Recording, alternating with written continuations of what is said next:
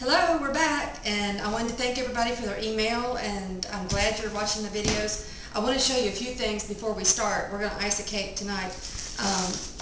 If you know somebody that has a restaurant business, you might ask them if you can get some of these bags if you're interested. They're kind of expensive, but there's 1,000 on this roll, and they simply tear them off, and there's your bag right there. But they're real good.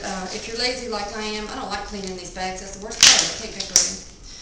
So there's this bag, and I want to show you this $1 item. This comes from my neighborhood Sherwin-Williams paint store. I use one of these most of the time on the top, but this is ideal, and it's a whole lot less than one of the smoothers that you get in the cake store. So it's $1 at your paint store, so go get one of those. I'm going to show you how I'm going to ice a cake, and excuse the differences in the sizes. I just used it all. So.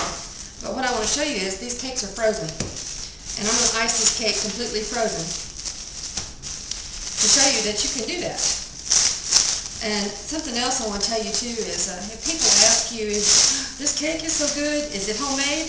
If you made it at home, it's homemade, and it's not anybody's business whether or not you made it from scratch or not. Okay, now I want to give you this recipe, so write this down. This is my delicious cake frosting that I've used for almost 30 years. The recipe is 10x bag of sugar, so confectioner sugar, a 2-pound bag, one cup of shortening, the Crisco solid white shortening, not oil like somebody in my class used one time, 1/2 cup of water, 1 teaspoon of salt, and 1 teaspoon of vanilla. It's best to use the clear vanilla if you want your icing to be really white. If you don't care if it tints a little bit, then you can use the regular vanilla. Now what I'm going to do is take this icing, and if I double this icing, I always double it because you can freeze it and it works well. One recipe is never enough, but I'm going to spread this on this cake, and it's frozen, and I'm using just a cake plate that we're going to use anyway. And I use just a Lazy Susan to do this on. You can buy a Lazy Susan at Walmart or Target or anywhere. One of those Rubbermaid ones for $2 or $3. They're not expensive, and it'll do just as well. It doesn't hold a lot of weight, but it does just as well. And I'll put this little skinny layer in the middle because it's kind of odd sized. Now these cakes came right out of the oven and went right into the freezer.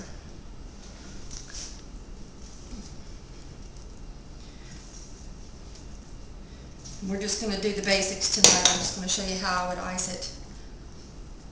And when it's frozen like this, especially a chocolate cake, the crumbs come up real easy on the icing if you don't either do it frozen or put a crumb frosting on. And I never do a crumb frosting.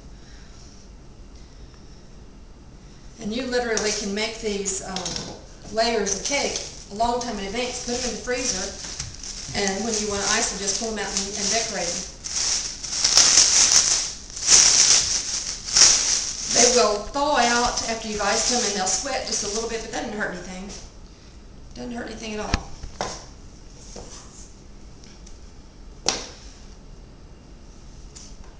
And see how nice and smooth this cake is, or how level it is after the way we did it before?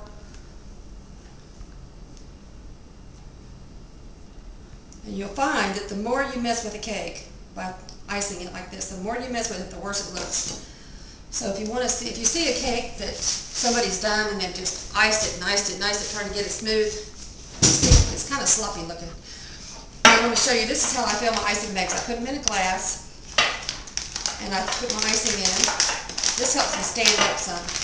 Now what I want to show you here is the cake icer tip. This is an invaluable piece of tool here. It's the little cake icer. It's the little big flat tip. What I use this for is to ice the side. It's called a cake icer. And you use this to put it on the side so you don't have to sit there and smooth it on. I see one of my layers is a little too big. Oh well, this is for video purposes only. I don't care if it's too big. You got to learn to not care about some of these things. Doesn't matter how good you get it on there, because it's just going to be to help you get it on the sides so that you can ice it. Doesn't have to be perfect at all. It's just going on. And this will save you a whole lot of time. Okay. And you can touch it back up wherever you want to. Now, I just take this a little bit and go over it just to make sure it's all on there. And I'm just going to show you a little ways around what I do with that thing from Sherwin-Williams.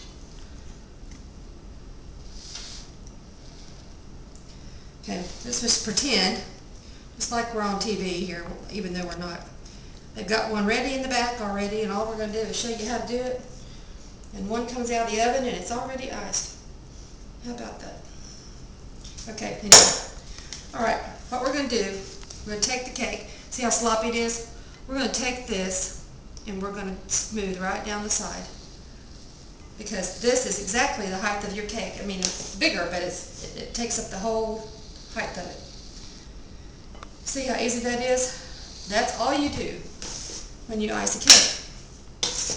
You do that all the way around, and then I just go through, and you can actually take once you get all the way around it,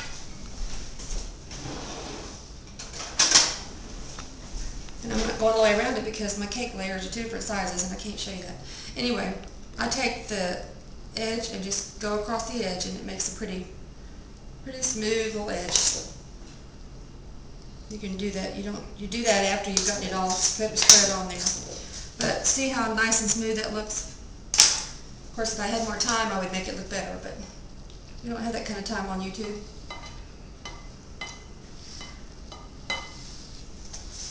Okay, that's that for that. Of course, it doesn't look good, but this is what I mean. This is how easy it is. Here we go. And I want to tell you a couple more things too about your mixer. If you have a KitchenAid mixer or a stand mixer, that's perfect. That's what you need.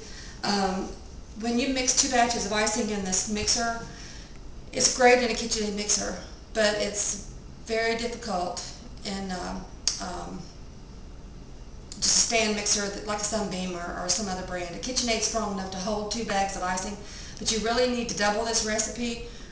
This is how much I had left after this is a double recipe, but typically this recipe doubled will make a half a sheet cake, you know, like the 11 by 17. So it's plenty big for that. And there are a lot of different things that I use as plastic wrap for. Now, I told you about the plastic wrap. I also use that to wrap it around my mixer because I'm too lazy to clean up the kitchen, and powdered sugar goes everywhere. So take a big piece of that plastic and wrap it around your mixer, and you won't have it. It won't fly anywhere. But you will have to mix and mix and mix and mix this icing. So we're going to be done for right now, and I'm going to show you something else in a couple of days. So I hope you enjoyed this video, and I hope this helped a little bit, saved you a little bit more money. And when your cake is thawed out, it's a delicious cake, just like you just made it. Talk to you later. Bye.